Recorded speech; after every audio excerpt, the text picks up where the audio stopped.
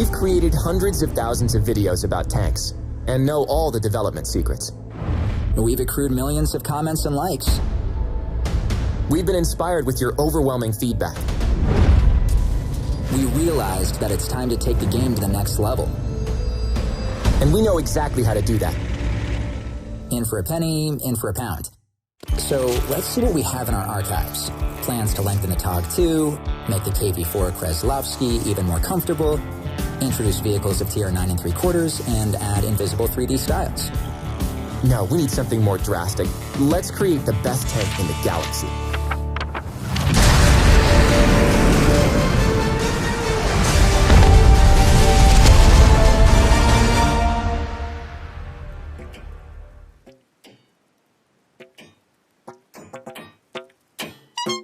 A low-tier tank? It will become something bigger. Okay, the password, 123 always works. I have an idea. Let's make it dainty, quick, and keep it simple. Wait, are we just going to move it to tier 10? Well, yeah, I said keep it simple. And what will happen to the IS-7? We'll deal with that later.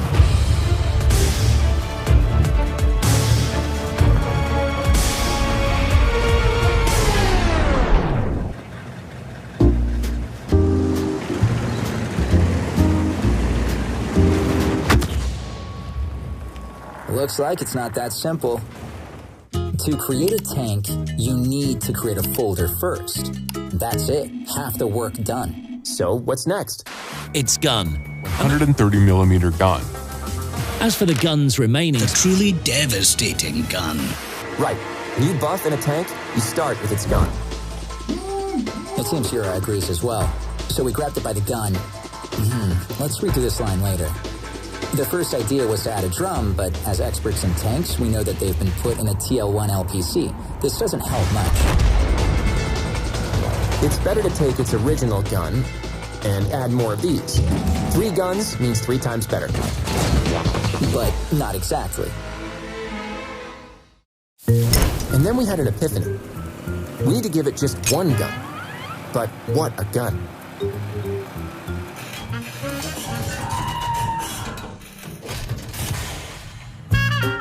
Okay, little fellow, show yourself. Don't be shy. They always say size doesn't matter. With HESH shells and a unique gunner's perk that provides absolute accuracy.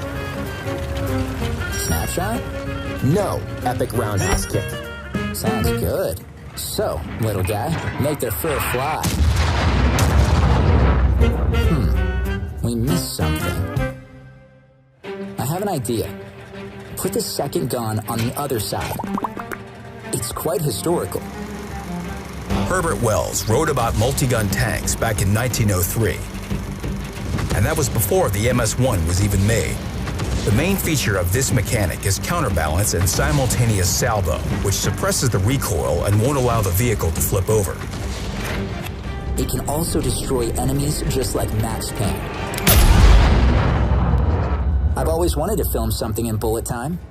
We're not making a movie. We're making a tank. And it can't roll out with 2 guns. You're right. It doesn't roll. It flies.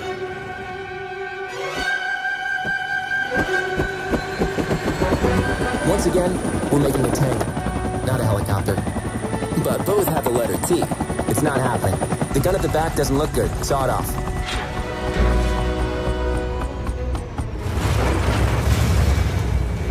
Let's put some weight on its tail that will balance the gun and won't let it fly back when recoiling. Okay, let's move on. Or should I say crawl on. Why invent a helicopter when you can mount wheels? Wheels with increased carrying capacity.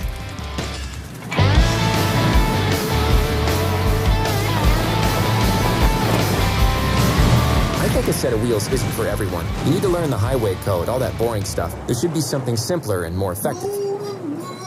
Should we untie him? Not now. We can manage this ourselves. I need a flight of ideas. That's it. A flight. Soviet engineers developed combat hovercrafts in the 1930s. A few years later, after the MS-1 was released. So these two inventions could easily be combined. Because why not? We've implanted the mechanics and are quite satisfied with the result.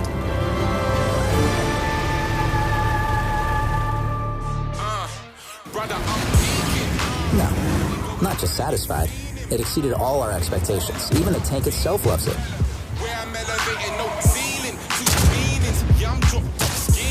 The MS hovers over a battlefield. It always moves with the same speed, and you can't destroy its tracks.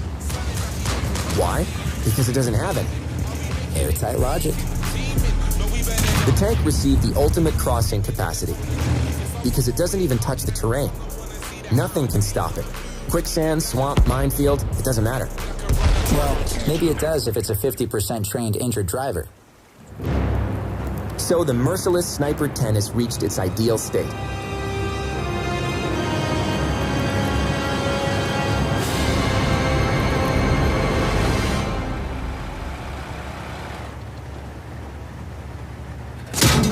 Well, almost ideal. Unfortunately, even the air cushion can't beat an armor-piercing shell. We checked. We need to make the tank invulnerable. Let's add more armor. More armor. Perfect. What are you waiting for? That's too much. Take it all off. We'll add one intricate detail that will make the tank invulnerable. We'll attach a jamming device. It makes a vehicle allied for both teams. You won't receive damage at all except for moral damage. Considering what they're going to say about you in the chat.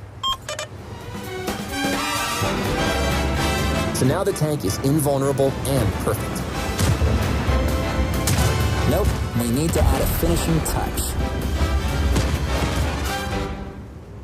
So the final touch to the MS-10 is my personal invention. This is a horn. Yep, the MS-1 with a signal. Why? Those who play on Erlenberg know with this feature, you'll never get stuck in a traffic jam. You can also politely catch a teammate's attention who doesn't read chat that they have accidentally blocked you or your line of fire. I think it's a questionable feature. Oh yeah? 101% players consider this the most useful mechanic in the game. And no, I didn't try this survey in Paint. And now, the MS-10 is ready. We built the best tank in the galaxy. And we're sure because we tested it in hundreds of training battles. It's like the Death Star, but more invulnerable. The MS-10 is perfect.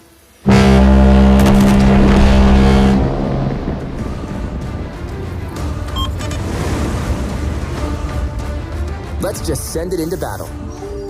It wasn't exactly simple. Well, making videos isn't that simple either. Hey, Yura, they finally brought the pizza. Wait, guys, what are you doing here? Run! Tactical retreat! Yura, why are you tied up? Hey, where are you going?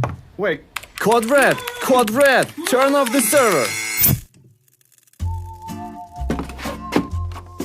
Well, at least we still have the screen recording. What? That's some high-quality content for the channel. And who's going to edit it? You, of course. I'm gonna be a developer now.